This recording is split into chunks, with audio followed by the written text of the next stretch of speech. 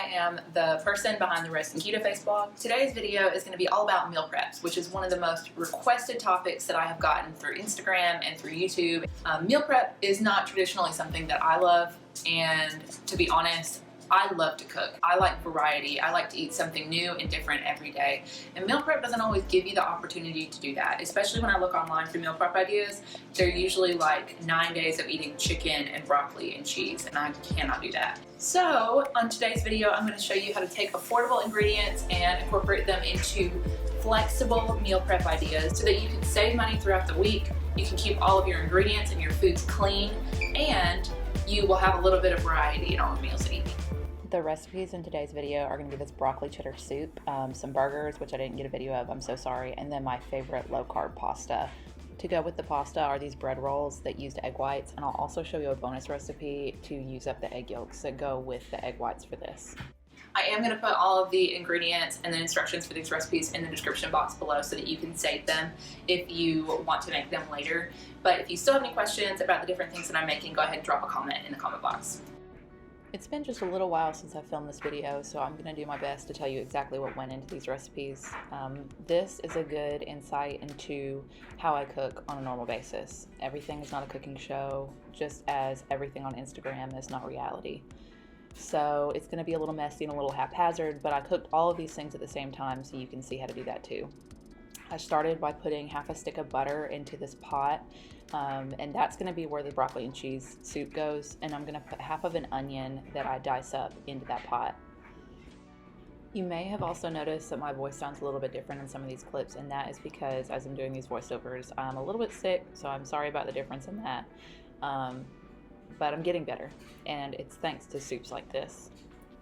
So in the video, I've now put the onion into the pot, and I'm going to go ahead and get out the ingredients for some of the other recipes. I think I put the ground beef out to thaw at that point, and then I'm just going to cut up a carrot. Now, if you know anything about keto, most people say don't do carrots, don't do potatoes, root vegetables are carby, and they are. And my motto for that is just do what works for you. So the onions and the carrots fit within my macros, and one carrot I think is going to be about 4 carbs. And that onion, the half of it is probably about 10. And if you divide that down into the servings of this recipe, they're a fraction of the carbs for the flavor that you get. So I have out the chicken broth that I'm going to use in this recipe, and I also got out the cream cheese, and I'm just going to half it. I'm not going to use the whole block of cream cheese here just because I think it's going to overload the soup. So now I'm putting in 2 bags of frozen broccoli that I got at Walmart. These are $1 a piece. You can definitely use fresh broccoli if you want to, but I just think the frozen is so much easier. I added salt and pepper, and then I added a little bit of olive oil to this. That way it can go ahead and fry up that broccoli.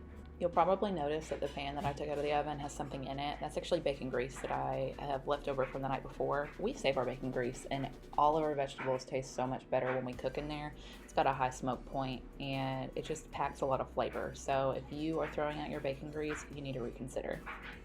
I'm going to fry some Brussels sprouts in this pan on the stove and then transfer them to the oven. And what I'm doing right now is just chopping off the root part of the vegetable and then cutting them in half. And while all of this food is cooking, I've got to remember to, reach over there and stir it, add some pepper and salt where I need to. I think at this point I put my cream cheese in, and I just went ahead and made sure it was all incorporated. And the reason I did it at this point is because I wanted to make sure it melted thoroughly around the vegetables before I put liquid in, so it wouldn't, just have clumps and not dissolve the way I wanted it to.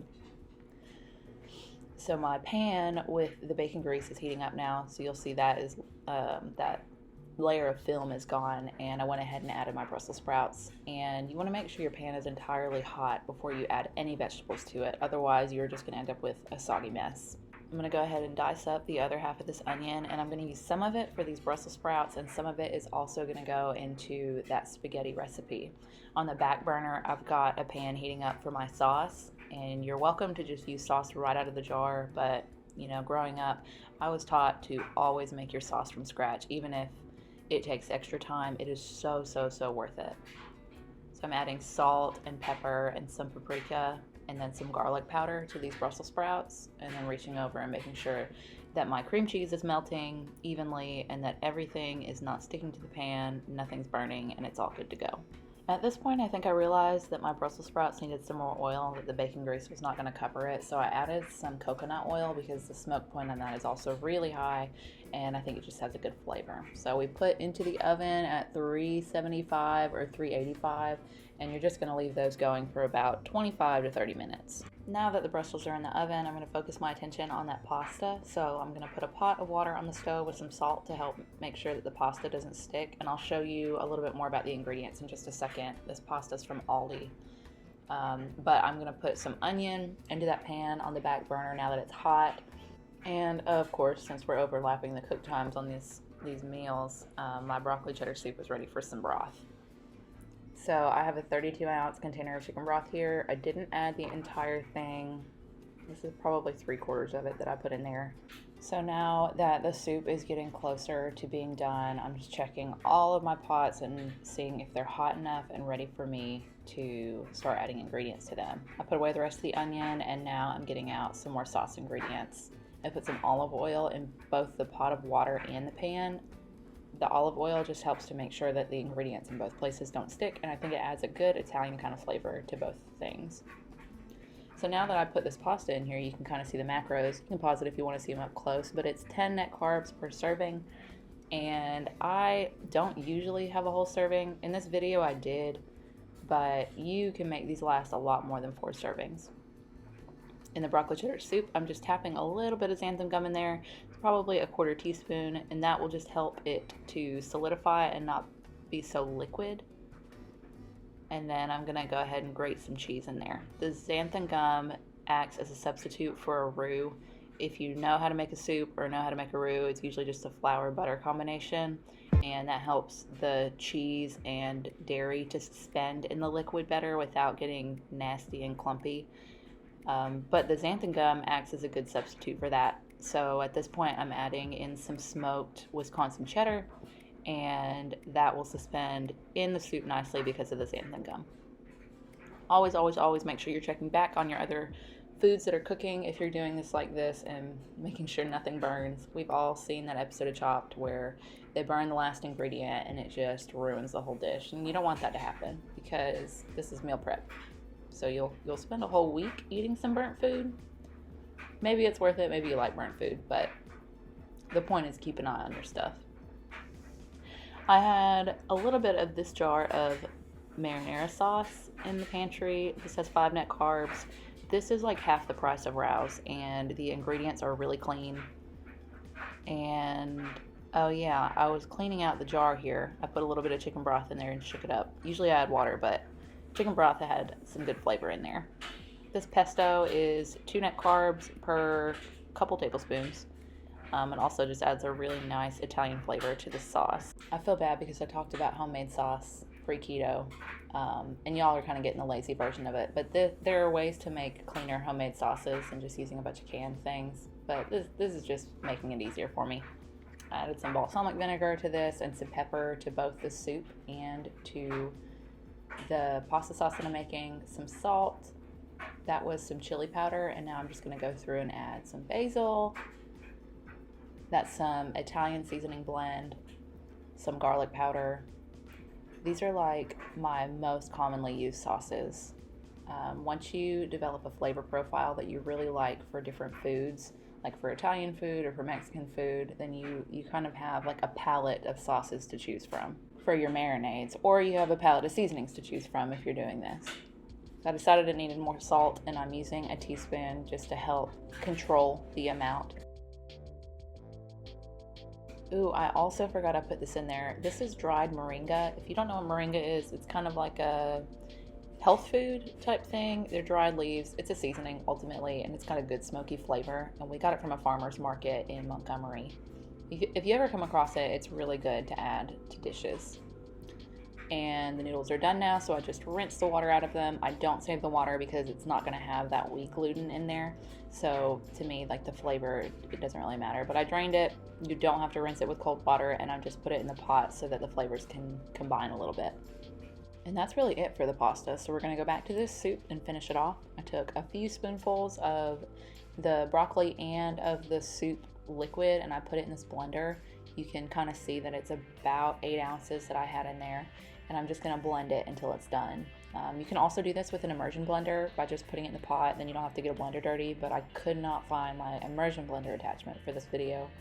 So a blender works just fine. So now that the soup is done, we're going to move on to the different meat sources that we're going to have in the meal preps throughout the week. I have 2 packs of ground beef that I have thawed. One is going to be for meatballs and the other is for burgers. So I'm just going to go ahead and open those now and put them into the bowls. And honestly, while these are the cheapest and the most convenient ground beef packs to buy, they are the biggest pain in the ass to open. I don't know if anyone else hates this as much as I do, but like ground beef and sausage in these packs and cream cheese in the foil thing make me irate. So here I am, frustrated, getting tired of opening this ground beef. When I get frustrated, I also notice how dirty things are, and at this point I was irritated, so I washed my hands and I decided, let me clean off the stove a little bit. It ultimately did make a difference because you guys couldn't tell what I was seeing, but you know, gotta burn off that steam somehow. So I'm gonna start with the meatballs over here. I've got a pan on the stove that I'm gonna use for these meatballs. I've put in Italian seasoning, onion powder, garlic powder. I put in a little bit of chili powder, and then a whole bunch of black pepper. And if you're using just a shaker of black pepper, you need to throw it out and get a grinder. I also added some paprika and some salt here. And then I'm gonna get ready to mix this up into meatballs. And if you're watching closely, you can see that my timer went off. Surprise, surprise, something else is done, so I've got to pause. So I pull out my Brussels sprouts and I set them on the stove to cool and then get back to what I was doing. I just went ahead and set the other ground beef aside, that way I have some more room to make these. I added some egg and I just started going to incorporate all of the ingredients with my hands, that way it was in there evenly. You can use a spoon or whatever if you're grossed out by this, but this is really the best way to get it done. Traditionally, meatballs have some breadcrumbs in them or some sort of grain to stabilize them, and I didn't want to use pork rinds. That's what some people use as a sub. So I decided to use some coconut protein that I had in the pantry. This is like 20 grams of protein per serving.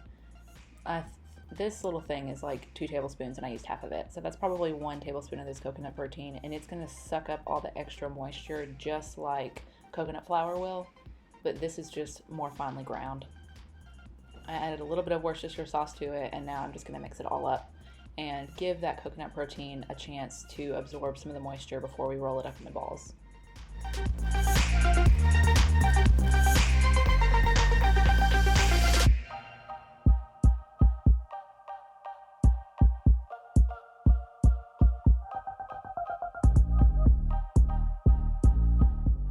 Honestly, I could not decide how many meatballs I wanted to be in this recipe, and it kind of took a little bit of, deciding as I was going along to figure that out. And that just comes from eyeballing the size of the meatballs based off of how much I had to be able to create, and thinking about how long it would take to cook versus how dry they would be.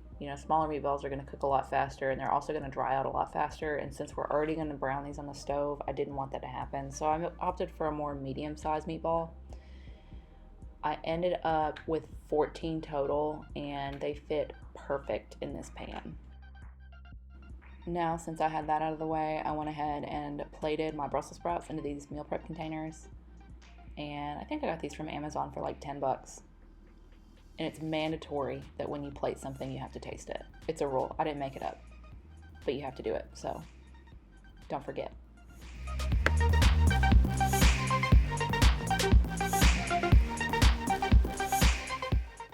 At this point, I realized I had the Brussels sprouts out of the way, and that was really helping me to clear some space for what I needed to do next in my brain. So I decided to go ahead and put all the broccoli cheddar soup into bowls, and this made 5 servings. All right, so back to these meatballs. They have been cooking for just a little bit. This was maybe 5 minutes that they browned, and I went ahead and flipped them all over with a spoon. If you use a bigger pan, it's probably not going to collect as much grease like mine did. And if you use a lower fat to protein ratio in your ground beef, it's probably also not going to soup up like mine did. But I like fattier ground beef blends because they just pack more flavor, in my opinion. And now that I flipped them, I'm putting them in the oven, and I think this is still on 375, and I think I did it for 15 minutes, but you're just gonna have to check them and make sure that they're not burning and that they're also not underdone. You can use a meat thermometer for this if you're not sure. Now I'm gonna put my griddle on here and heat it up. This is gonna be for our burgers later. Let's go ahead and get the burger mixed together. I've got some of this Dax blackened seasoning. It's really good if you're making grilled meats. I'm just doing 2 teaspoons about of salt, a whole bunch of pepper. Again, I don't have like measurements for these. I've got paprika, I've got some chili powder. You just put it on there until your brain tells you it's enough. Brazilian seasoning, also one of my favorite ones. You can go back and pause that if you want to see what's in it. It's pretty clean. It's really good on all meats. Also added some Worcestershire sauce here. And some ground mustard is going to go in there. Dijon mustard is honestly the best. Stone ground mustard is another option. Cholula hot sauce is my freaking favorite. I think I throw that in almost every marinade. And then of course 1 egg will go in here. And then I'm also going to throw some more of that protein coconut powder in there in just a little bit to help make sure that it stabilizes it. You may be wondering, like, Autumn, that's strange. It's gonna taste like coconut. And it really doesn't. Like, this coconut protein powder is so good. You can really put it in anything and the flavor is not gonna overpower it. Oh, I forgot I chopped up a little bit of cheese and I put it in here. That was just for flavor.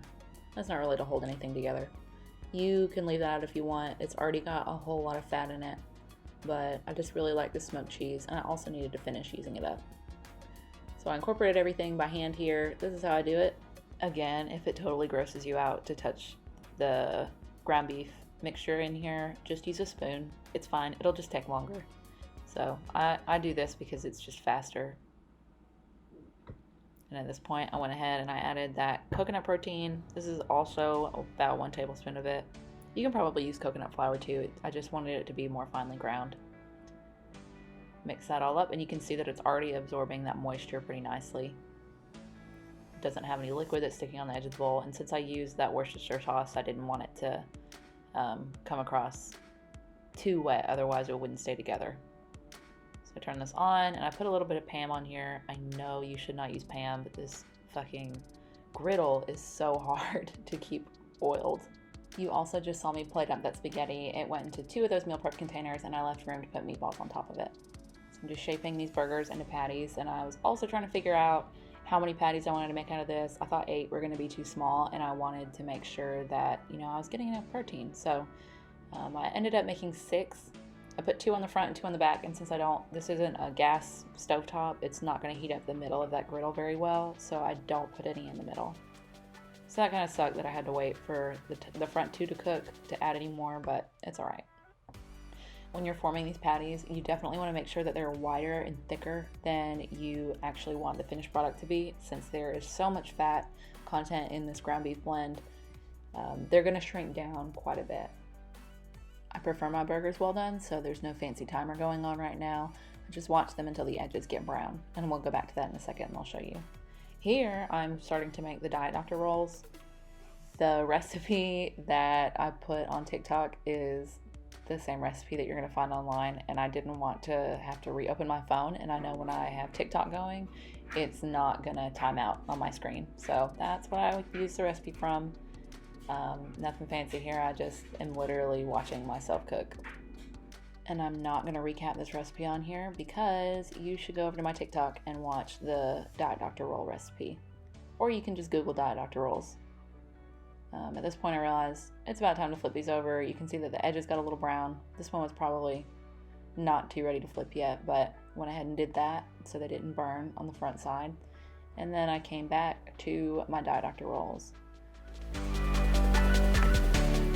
Once again, I took a little pause break in the rolls and I came back over here to flip these a second time. I want to get those crosshatch little bars that you see on grilled food. You don't need it. I just like the way it looks. I took the meatballs out of the oven and let them cool, and then I realized that my burger patties were also about done, so I went ahead and flipped those one last time to check on them, and then I pulled a couple of them off to go ahead and plate.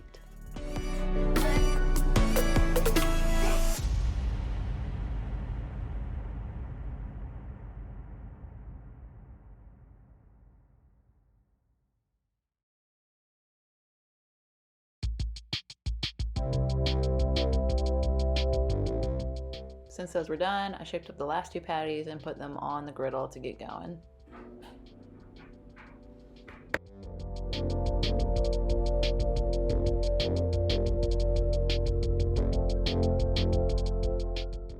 At the beginning of this video, I hinted at a surprise recipe to use up those egg yolks from that Diet Dr. roll recipe.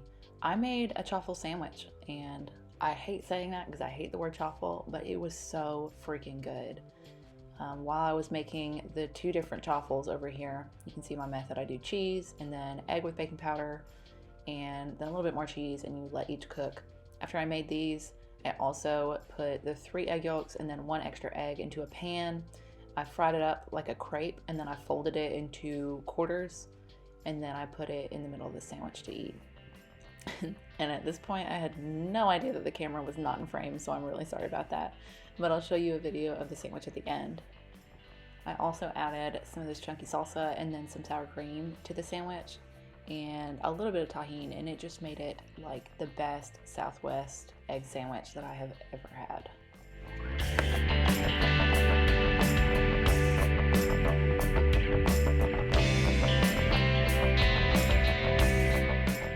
Here's a quick view of that Chaffle sandwich, and then let's recap the food that we made. We had this broccoli cheddar soup. You can see how well that cheese is suspended within the soup because of the xanthan gum that we put in there.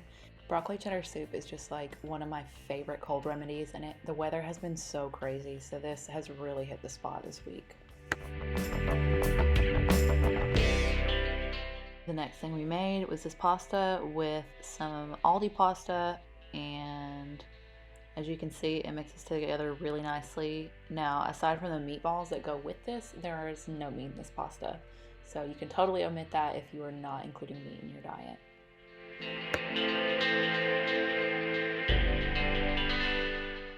And one of my favorite parts of this meal were these Diet Dr. rolls that we made. The bottom of them turns out so crispy and so crunchy, and I always top them with everything seasoning or with sesame seeds, and I think I did both on this one. And they just are so good. My favorite way to eat them is to cut them in half and then fry them in a little bit of butter and then eat them like a sandwich. These would also be really good as buns for those burgers. Thanks again for watching this video. If you tried any of the meal preps in this video, drop a comment in the box below because I want to know what you think of these recipes, and if you have any other ideas to go along with these, definitely let us know there because this is one big keto community and we're all helping each other. So anything that we can all do to support each other is great. Anyways, thanks for watching, and until next time, I'm gonna go eat some food.